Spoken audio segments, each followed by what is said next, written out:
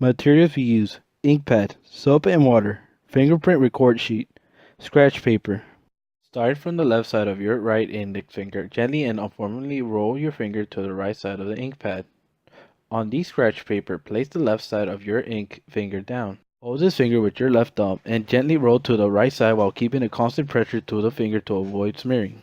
Repeat the procedures with your right hand finger until your prints look in a good enough quality for fingerprinting on the fingerprinted record sheet. Fingerprint the fingers in your right hand on the finger record sheet.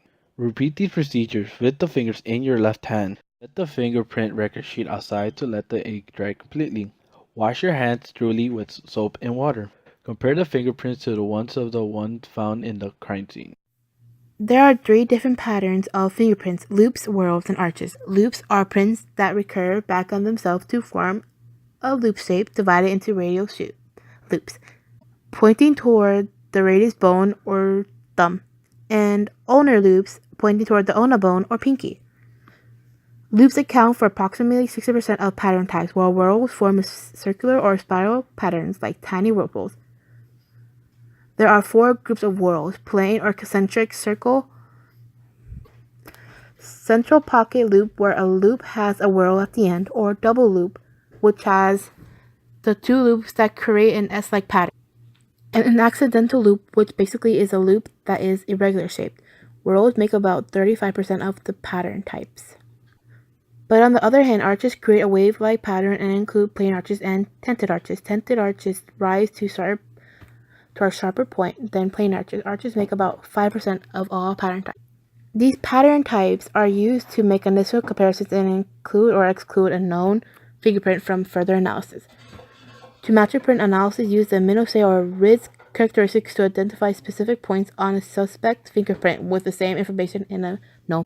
But to be able to find these fingerprints, they are either found in two categories: patent prints and latent prints. Patent prints are collected using a fairly straightforward method: photography. These prints are photographed in high resolution with forensic measurement, scale, and image. But for collecting latent prints, dusting a smooth or non-porous surface with a fingerprint powder, if any prints appear, they are photographed as mentioned above, and then lifted from the surface with clear tape. The lifting tape is then placed on a latent card lift to preserve. However, fingerprint powders can contaminate the evidence and ruin opportunity to perform other techniques that can turn up a hidden print or additional information. Therefore, investigators may examine the area with an alternate light source or apply superglue before using patterns. This is called ALS, alternate light source. It is becoming more common for investigators to examine any likely surface with an alternate light source. These are lasers or LED devices that emit a particular wavelength and spectrum of light.